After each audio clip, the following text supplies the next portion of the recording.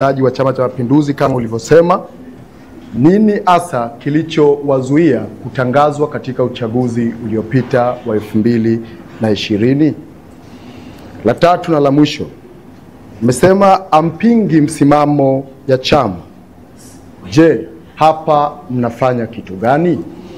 Kama chama wamesema wao kwamba msimamo wa chama no reform no election, na kwamba hawatoshiriki katika uchaguzi na watazuia uchaguzi, lakini ninyi hapa mnasema ya kwamba hamko hapa kupinga msimamo wa chama. Hapa mnafanya nini? Ama dhamira kuu kwenye hili ni nini? Asante sana. Mwingine kwenye swali au maswali ya Udemba ametosheleza? Karibu. Asante. Mimi na swali. Jina lako na chombo chako? Naitwa Humphrey Shao, natoka Michuzi Media Group. Swali langu ni kwamba moja, je, G55 katika hichi mnachokifanya amuoni kama mmechelewa? Na moja ya kitu kwenye tamko lenu mmekuwa mkimuadresi katibu mkuu wa chama, lakini je, amuoni kwamba katibu mkuu amekuwa pressurized na mwenyekiti na makamu wake? Tumeshuhudia katika mkutano wa watiania namna ambavyo makamu mwenyekiti alikuwa akizungumza. Kwa nini mnashindwa kuzungumza moja kwa moja kwa kuwaeleza na kutaja zile kauli za kibabe kama za makamu mwenyekiti wa Chadema alizokuwa akizitoa kwamba aziendani na maadili ya uchaguzi na Chadema ambayo tumeizoea? Tatu, ni lini sasa mtaanza kutoka na kuzungumza wazi juu ya hii kuisha kwa uchaguzi? Inaonekana kama uchaguzi wenu wa ndani bado hujaisha, mnaendelea kumenyana kwa visu. Kwa nini? Je, lini mtatoka kusema kwamba uchaguzi umeisha, mjenge chama? Nashukuru. Mwingine? John.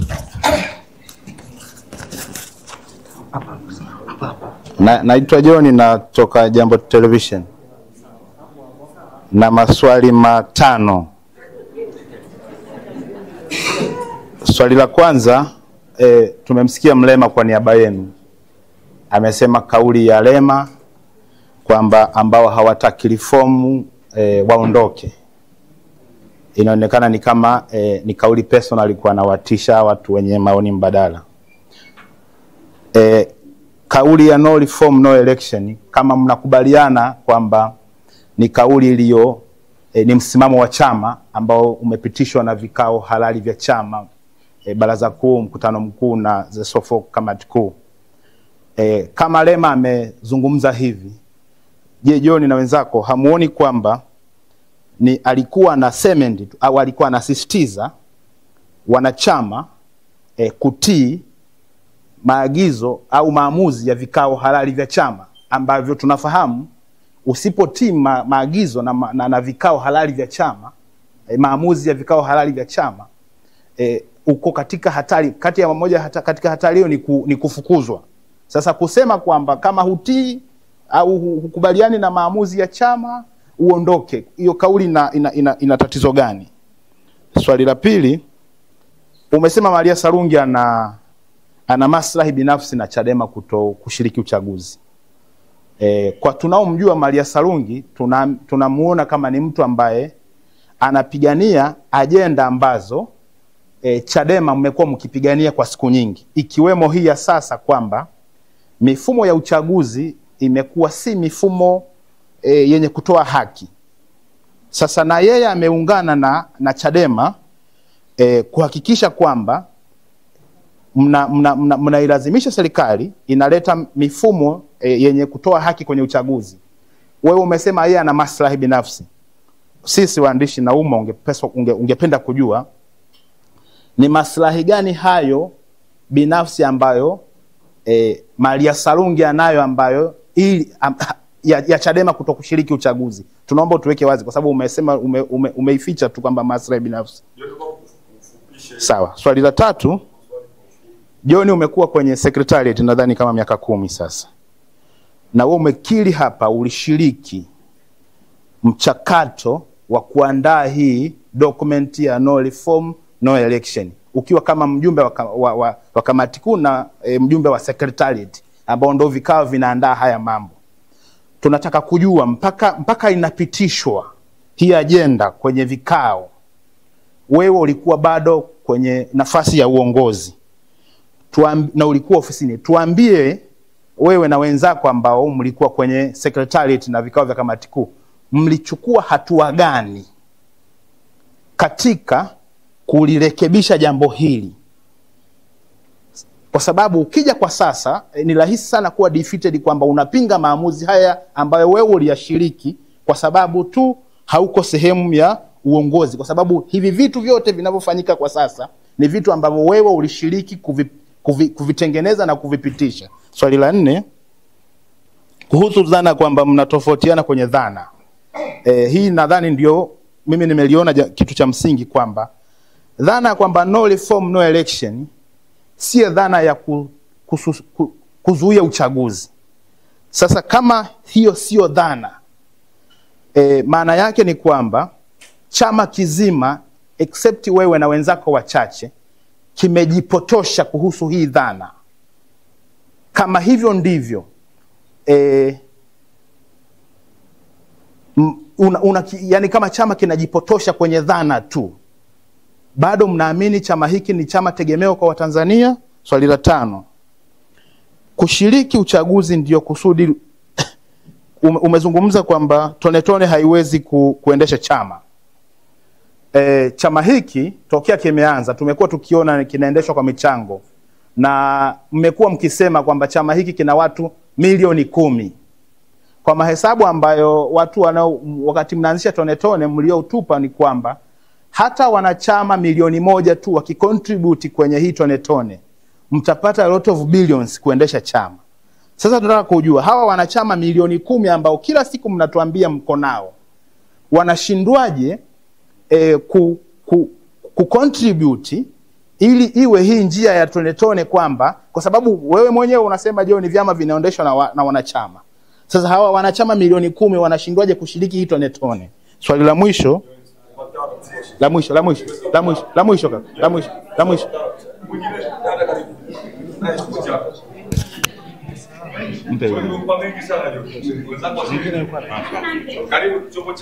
Naitwa Martha, natokea Crown TV. Na swali moja ambalo lina vipengele vitatu. Hii G25 imekuja na mpango wa kushiriki kwenye uchaguzi G55. Mtatuaminisha vipi kwamba haitatokea iliyotokea 2015 kwenye Ukawa? Mlikuwa pamoja, baadaye kukaa kuna mgawanyiko, ikaonesha kudhoofisha upinzani. Lakini mtakaposema nyinyi mnashiriki uchaguzi, wenzenu wanasema no reform no election, tayari mnakipasua chama. Hamuoni kwamba inakuwa ni sababu ya kudhoofisha pia chama chenu nyewe wenyewe? Lakini la 3 ni tusije tukaona yaliyotokea ni CCR, mnaiprotect vipi Chadema G55 pamoja na no reform no election? Hamuoni nyewe wenyewe mnaweza mkawa nyewe wenyewe ndio mnachimba kaburi la kukizika chama nyewe wenyewe? Asante.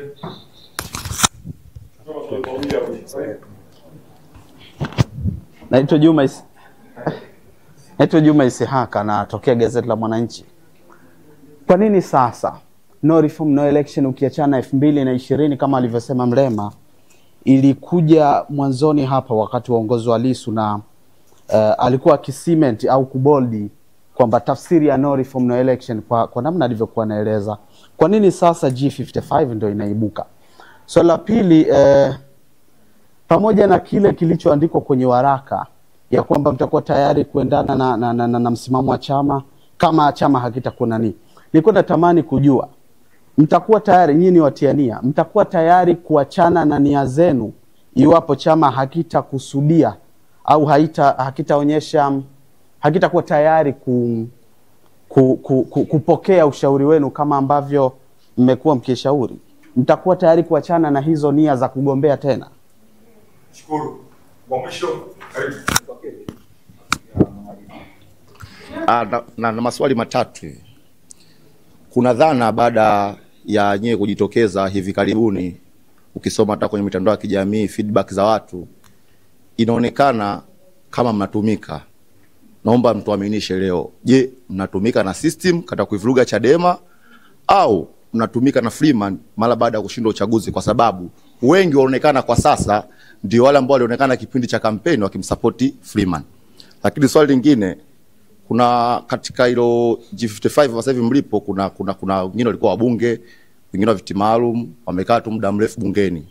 Kwa nini hawakuona haja ya kugombania kwenye majimbo kipindi hiko mpaka sasa hivi ndipo walipojitokeza kutoa nia zao, na wamekaa muda mrefu sana bungeni mpaka kuanzia miaka 10 mpaka 15? Ni hayo tu. Atajibu Mheshimiwa John Mrema, lakini kama utakuwa na nyongeza tutasaidia kuongeza majibu. Karibu John.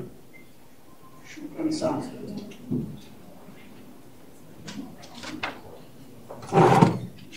Ni washukuru kwa maswali mazuri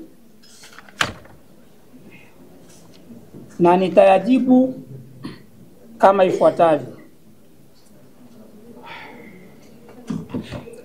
Swali la kwanza la Odemba, dhana ya no reform no election, tofauti ni nini wakati wa uwenyekiti wa Mheshimiwa Mbowe na sasa uwenyekiti wa Mheshimiwa Lissu?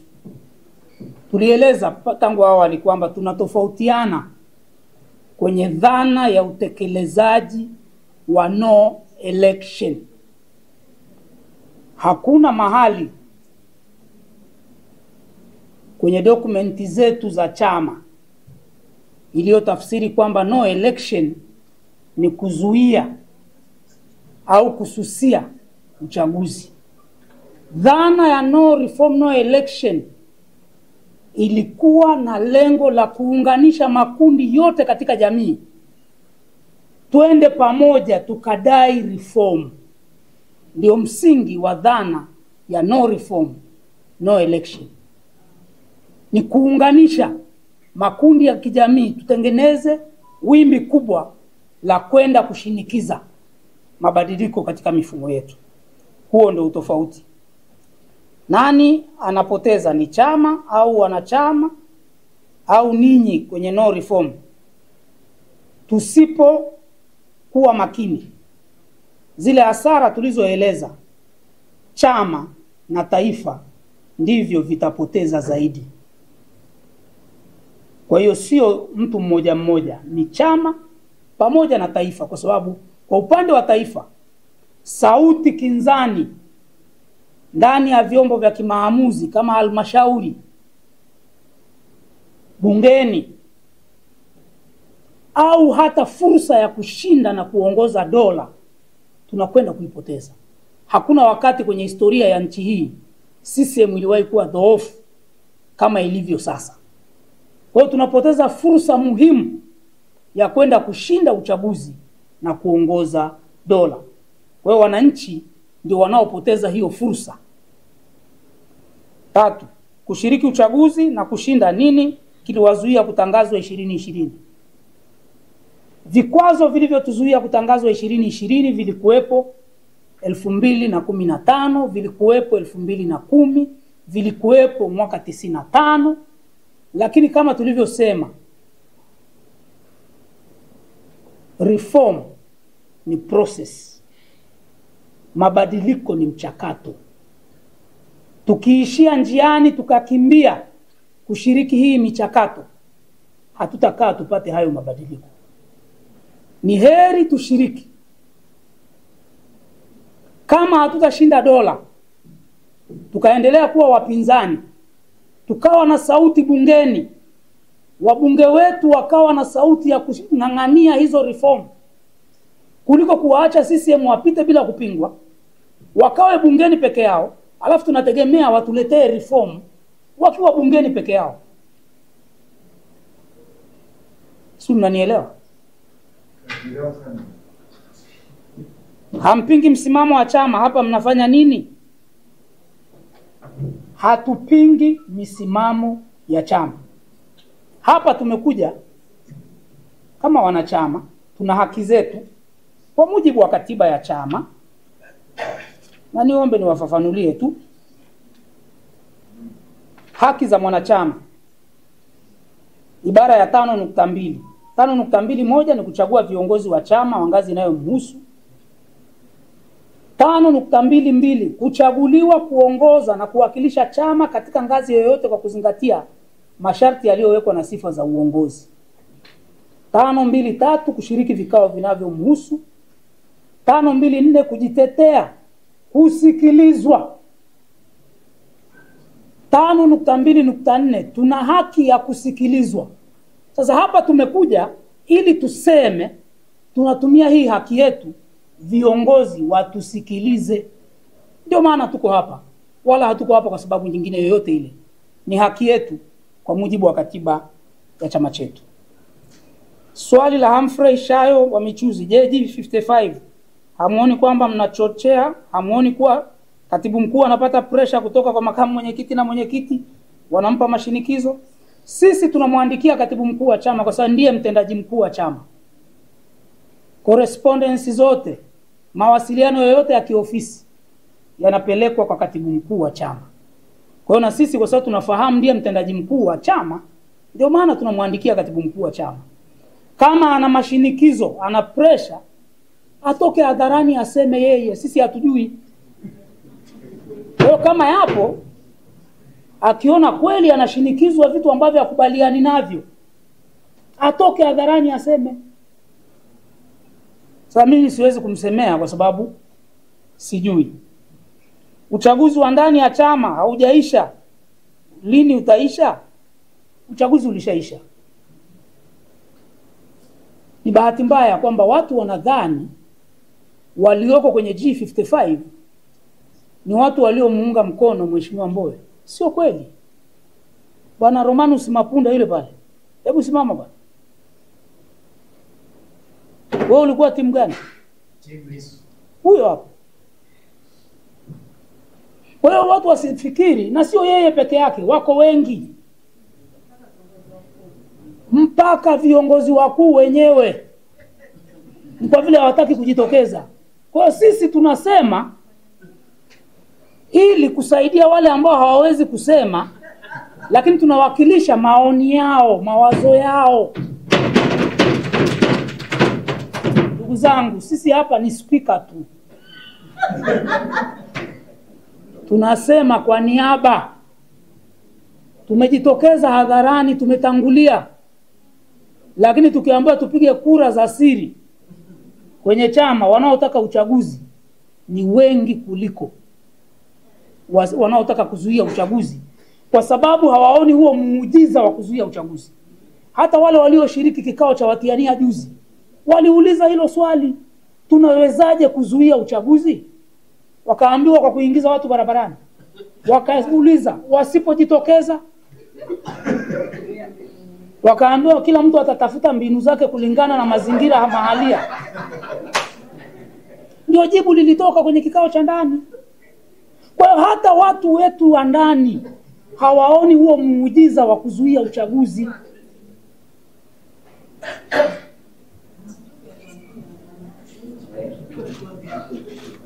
Ukiwauliza sana wanakuambia mikakati haitangazwi. Jeoni wa Jambo TV, kauli ya Lema, hamuoni kwamba ilikuwa inasisitiza watu kutii maagizo ya chama? Hakuna agizo lolote la chama hiki lililosema kwamba watu wakiwa na maoni, mawazo tofauti waondoke kwenye chama. Hayo ni mawazo ya madikteta. Dikteta pekee ndiye anayetaka kile anachokisimamia asipingwe, asihojiwe, asiulizwe. Kwa hiyo hakuna maagizo kwa mujibu wa katiba yetu. Na hakuna mtu anayepinga misimamo ya chama. Hata wakati wa maridhiano nimewakumbusha, watu wanakuwa na mawazo, fikra tofauti kila siku, jinsi ya kulifanya jambo liwe zuri zaidi. Sarungi ana maslahi binafsi ndani ya Chadema. Maslahi gani? Hili swali mngemuuliza Sarungi, angeweza kulijibu vizuri zaidi. Atuambie. Na viongozi wetu watuambie. Na nitatumia mfano wa aliyekuwa naibu wa rais wa Kenya Bwana Gachagua. Gachagua aliwahi kuhoji akasema serikali ya Kenya ni ya shareholder. Maria Sarungi anashare ndani ya Chadema? Yeye anakiri kwamba sio mwanachama wa Chadema. Tunafahamu ni mwanachama wa CCM. Lakini leo hii nguvu yake ya kuhoji mpaka maamuzi ya katibu mkuu wa chama anatoa wapi? Anashare ngapi katika uongozi wa chama hiki? Ukiangalia anavyoandika huko mtandaoni, nikaona kwamba yeye yuko hata juu ya vikao vya Chadema. Viongozi wakikubali kuendeshwa kutokea mbali, chama hiki kitayumba na kitapotea. Kwa hiyo Maria Sarungi kama anataka aweze kuja atoe maoni yake kwa uhalali, ajiunge na Chadema, hajazuiliwa. Lakini yeye ndio wale niliosema pressure group zinakuwa na mambo mahususi wakati mahususi. Hataki kujiunga Chadema, lakini anataka yeye akisema Chadema imtii na imsikilize. Hatuwezi kuendesha chama cha namna hiyo.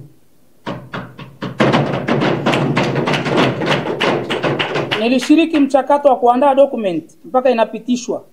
Ulichukua hatua gani katika kurekebisha jambo hili? Ndio maana nimesema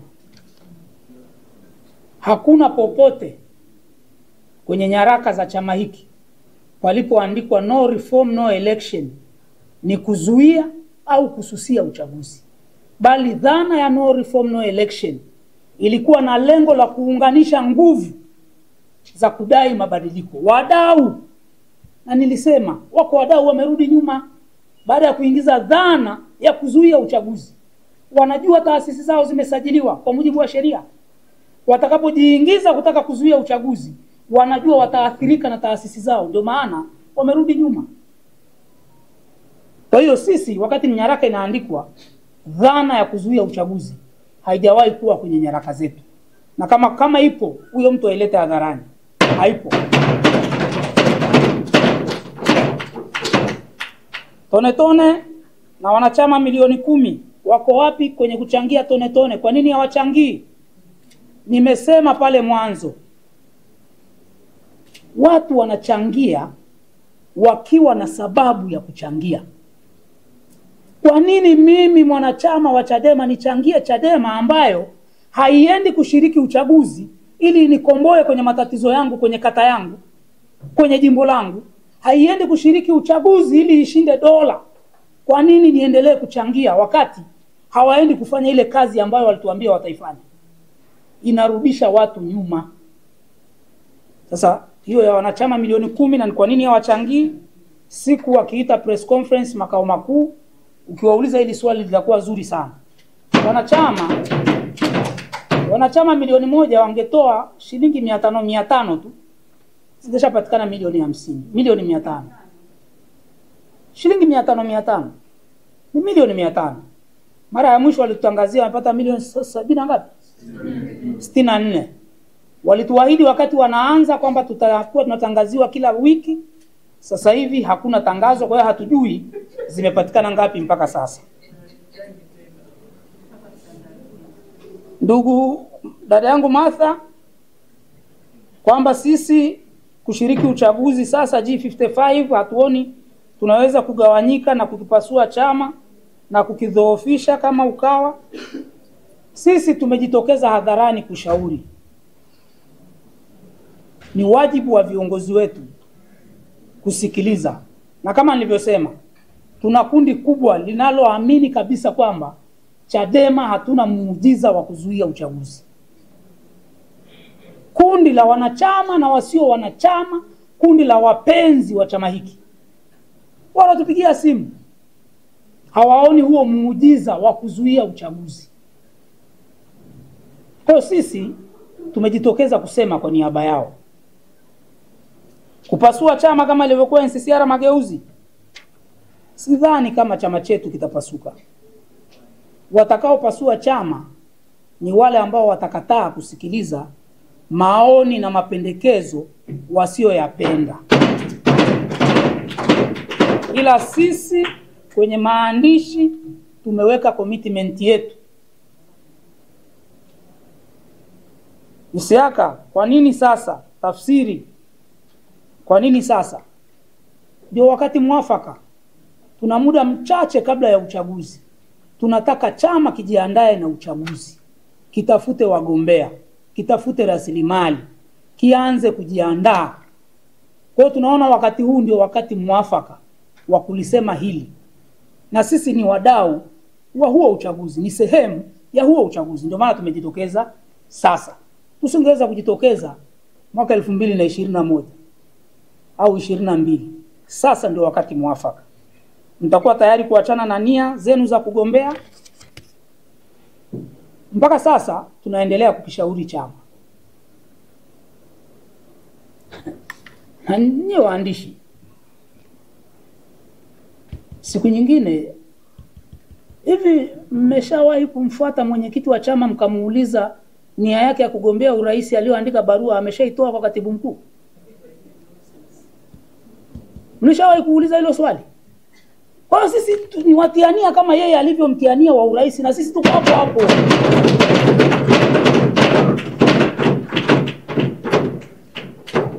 Kwa hiyo kutiania sio dhambi. Sasa mtu asitutake leo tuanze kutoa nia yetu wakati kiongozi wetu mkuu anayetuongoza bado nia yake iko pale pale.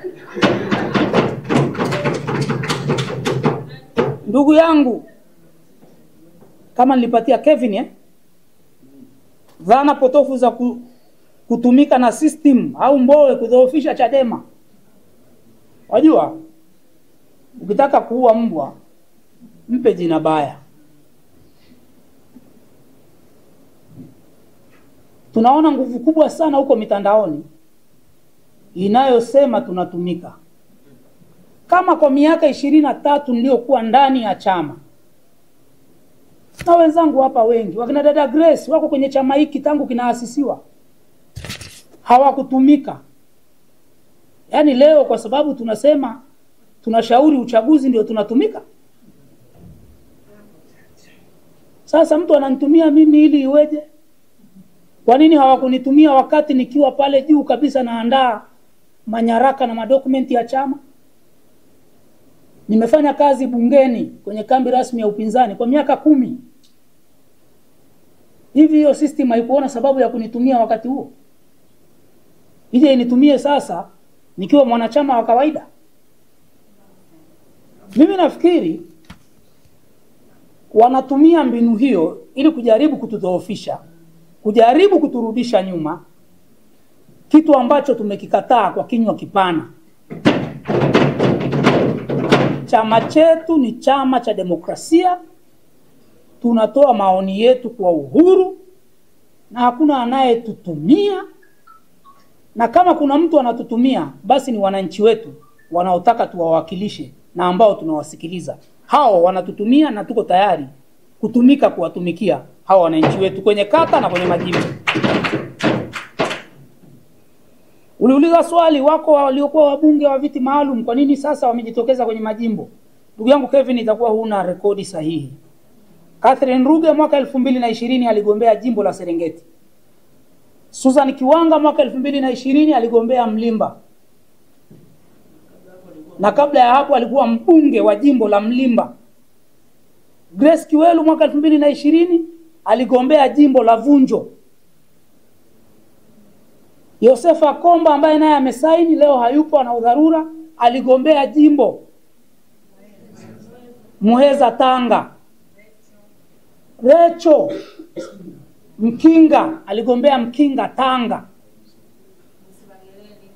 Lucy Magereli aligombea Kigamboni. Wako wengi. Kwa hiyo ni kwamba rekodi tu utakuwa huna. Walijitokeza majimboni na pamoja na matatizo yote ndio waliosababisha tukapata zile kura zilizotangazwa tulizopewa 2020. Kwa mimi baada ya kusema hayo, niwashukuru sana. Fikisheni ujumbe wetu na mtusaidie. Wale wote wanaotaka kunyamazisha sauti zetu waambieni.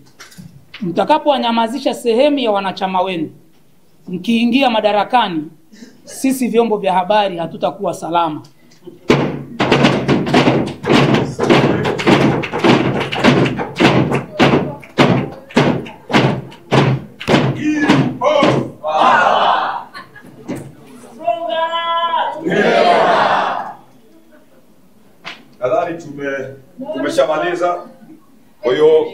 waandishi wa habari tunawashukuru sana.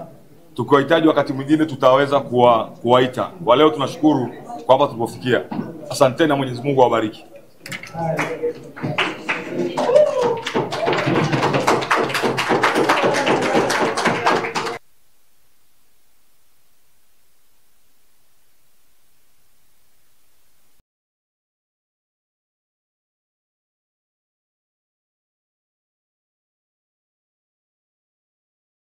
This is Democracy Now!, democracynow.org, The War and Peace Report. I'm Amy Goodman. Global stock markets are tumbling after President Trump unveiled the biggest hike in global tariffs in modern U.S. history, including a 10% blanket tariff on all imported goods from about 185 countries. In addition, many U.S. trading partners, including the European Union, China, and Japan, will see even higher tariffs.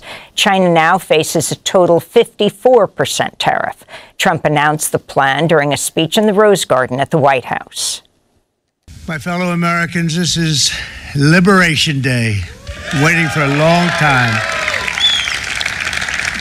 April 2nd, 2025 will forever be remembered as the day American industry was reborn, the day America's destiny was reclaimed,